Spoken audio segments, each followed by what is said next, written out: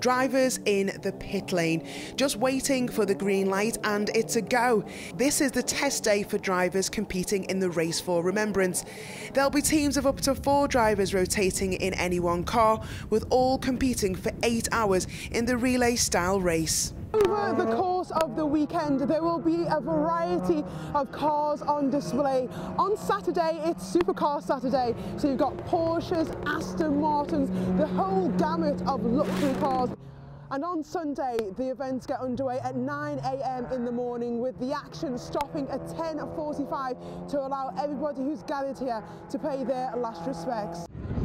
The race was organised by Mission Motorsport, which is set up by a former Army officer. It helps injured service personnel competitively race, and it's no overestimation to say that this weekend is a big deal. This is a sort of season ending for us, but it's mega. You know, to have 6 guys out racing, all in different cars. We're running 8 cars altogether. It's a bigger grid here at November in Anglesey than Brands Hatch gets for the 1,000-kilometre 6-hour race.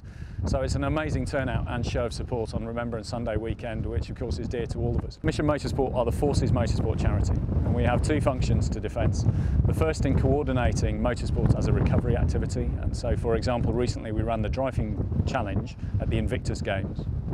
And we're also the relationship managers to the automotive industry to help guys find jobs after the military for those who are leaving wounded, injured and sick. Since the charity launch, they've helped over 500 serving and military veterans, including Lance Corporal David Birrell, who served with the Black Watch and Scots before being injured in Afghanistan in 2010. This weekend is massive for me, for other servicemen and ex-servicemen, and well, yeah, veterans basically.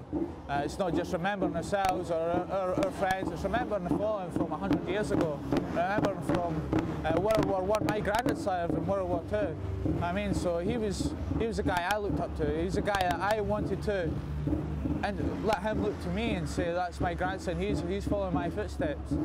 So being here for this weekend is all about remembering the fallen and remembering your mates, and it ain't easy, like, it's going to be hard remembering these people, I mean, and it's going to bring emotions back to everybody. So please take your minute silence at 11 o'clock for those that gave their all for you to live freely. And the symbolic poppy also featured on some of the cars, and RAF Motorsport also entered a team for the first time. But the test day is as much about driving cars as it is about talking through what's going to happen on the day. The difference in this race from other races is you have races where there's multiple cars and multiple drivers. This is a single car, you have to keep going for 8 hours. So the refuelling will be done outside. We'll even do tyre changes and brake pad changes throughout the race to keep the car moving and going forward. The challenge will be to get the drivers swapped over as quickly as possible and do the refuelling as efficiently as possible. So it's a real combination of factors that come together to make the race a success. The Race of Remembrance weekend is open to the public, and some of the proceeds for the memorial event will go towards helping Forces personnel who've been injured while serving. Jessie Phillips, Force News in Anglesey, Wales.